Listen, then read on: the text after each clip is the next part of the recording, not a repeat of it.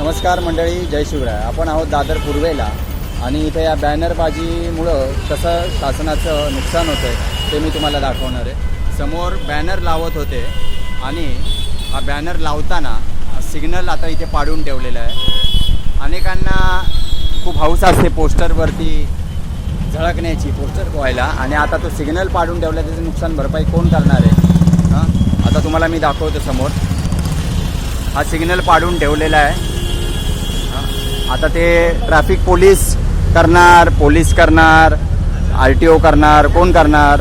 शासकीय खजिन्यातूनच ते खर्च भरावा लागणार आहे. हे पोस्टर काढतानाची ही घटना आहे. सहकार भारती महाराष्ट्रातील विभाग प्रमुख यांची हार्दिक स्वागत असलेलं हे बॅनर आहे 12 ऑक्टोबरच्या कार्यक्रमाचं, आणि हा सिग्नल आता पाडून ठेवलेला आहे या कामगारांनी. याला कोण जबाबदार? याच्यावर कोण कारवाई करणार? हा सिग्नलची दशा बघा आणि दिशाही बघा. दादरच्या रणजित बुधगर चौकामध्ये आपण आहोत. जय शिवराय.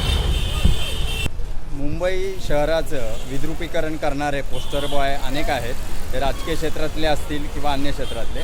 BMCला कुठलाही जाहिरात महसूल न देता अनेक दिवस ते बॅनर झळकत असतात. त्या बॅनरचा त्रास होत असतो. सिग्नल झाकले जातात. आज सिग्नल तोडण्याचा प्रकार तुम्ही बघितला.